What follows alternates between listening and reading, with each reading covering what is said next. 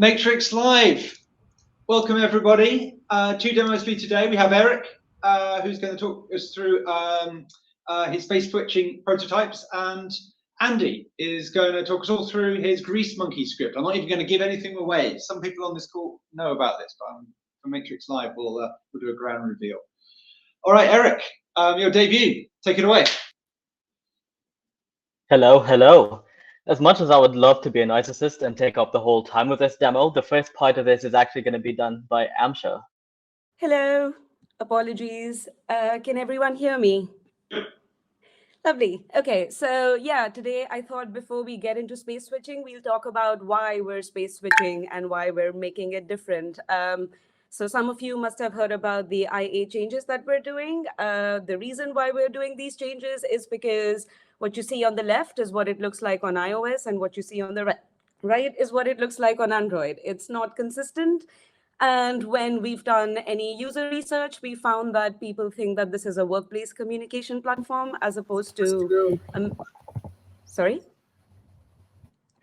as opposed to a messaging app. And along with that, it's very difficult for a first-time user to grasp all the features that we have to offer.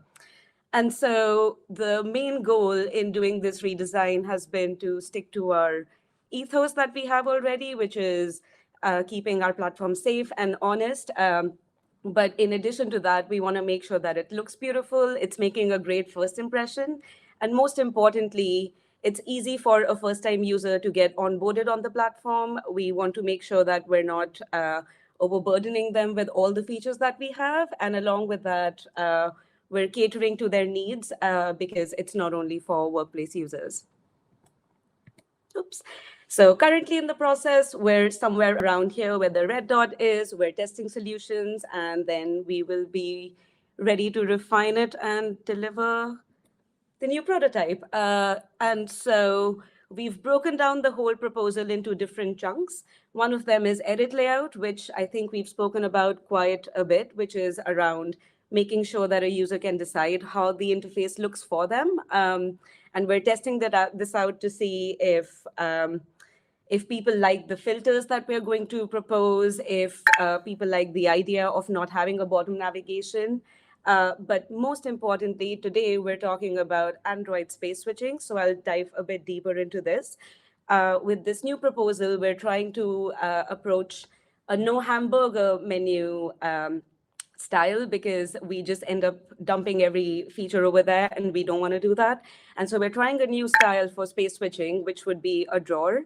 Our initial survey results have said that people are in 5 spaces or less currently. And so we believe that this could be a good starting point. We're trying to make the CTAs a little bigger, so create a space or join a space or add a space. Those CTAs will be a lot larger. And we're going for larger titles because that's where the new iOS and Android design guidelines are taking us. Our assumptions in this, besides the space switching, is also that with the edit layout feature, people might not find the need to drill into a specific space and back a lot. And so this is, again, something that we'll be testing out over the next few weeks. And now over to Eric to show you the prototype. So just to take you through it very quickly, we've got the thing over here. Our toolbar, our headers changed quite a bit. Clicking on it brings down this little modal over here. And I'm only in 2 spaces right now. I can go into it. All my rooms change, and I've got the inner spaces there as well. If I go full bolt deep into it, we get a little no spaces yet because this inner space, I don't have any more spaces inside it. So this is what we get. We can also go back like so. We've got the little button here to create a space. And lastly, we've also got invites down here, which gives you this nice little modal. And I can go into it and accept or decline the space invite. And lastly, to show you, I also want to show that this looks just as hot on night mode.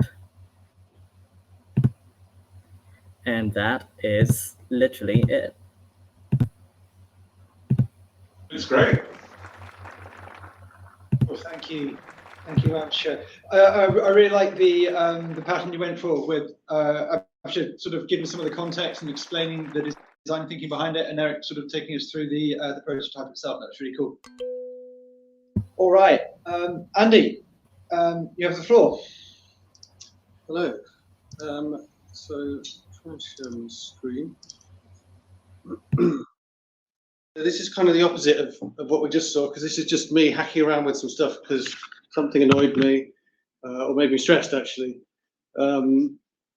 So I thought I'd see what I could do to make my own life more comfortable. So the room list in Element Web was stressing me out because I was never quite sure whether I'd read everything and whether I'd seen the most important things. So you can see in the room list here, I've got various notifications happening. Some of them are scrolled off the bottom. Some unimportant things are at the top. It's very stressful to me. So I've been hacking around with a different way of having a room list. My goals for this are I want to make sure I've read everything, and I want to know when I've finished reading everything. And then the way I've gone about that is I've made everything into just one list, so that I know that there's not some other list somewhere else that I've forgotten about. I put the most important stuff at the top, so that at any particular moment I know if I look at the top of the list, I can see the most important things. I've also hidden away stuff that I don't really care about, which for me is rooms that don't have any unread messages in them. And I've made it use up less vertical space, which is potentially controversial, but for me at least, I'm less panicked if I can see like an overview of most of the stuff I've got to do on the screen. I've also done some little things to make it feel slightly more responsive and let you navigate with the keyboard. So basically, the way it's laid out is any highlighted stuff appears right at the top, and then any direct messages and any rooms with notifications, and then any rooms with unread messages that are favorited, which is what the little heart is for, come next, and then the sort of normal rooms, and then you can actually show more stuff. So the way I have it set up by default is that the only rooms that appear, even though they have no unread messages in them, are favorite rooms, which is what this demo notes room is like. So you can actually hide that too. It would disappear, except it's currently selected. So you can, but you can also choose to bring in all of the unimportant rooms, and you can see they're slightly paler and drawing your attention less. But I really like to run with just the stuff that I haven't read, and this combines really nicely with the new search that's in Labs, the Control K search, so you can jump back to any room that you know you want to jump to, so you don't really need it in the list on the left. And also, yeah, you can also hide low priority rooms even if they've got unread messages, because presumably you made them low priority because you don't care about them so much. So you can switch between a mode of kind of, what have I got to deal with right now? Or I'm just trying to get through all of the messages that I can, all the rooms that I'm interested in, including low priority ones. And then if something important happens, it appears right at the top, and I can just use my keyboard shortcut, which is very obscure because those are the only keyboard shortcuts left in the space. But yeah, jump straight to the top of the list and see that someone's messaged you or invited you or something like that. So this has significantly reduced my personal stress level since I've been running with it. The way I implemented it is really awful. It's a horrible hack, which is a Greasemonkey script. But it does mean that I am able to try this out on the latest Element Web. I'm not running some weird branch or something like that. And it means that you can try it out too. So if you have a look on my personal GitLab in a repo called Element Web Tweaks, if you install the TamperMonkey plugin on your browser and then click the install link, you can try this too. It has limitations. It's a horrible hack, as I said. It's actually built on top of the existing room list. and it just hides that and builds another one. You also can't create rooms, so but you can turn it off quite easily with Monkey. So that's it. That's really interesting.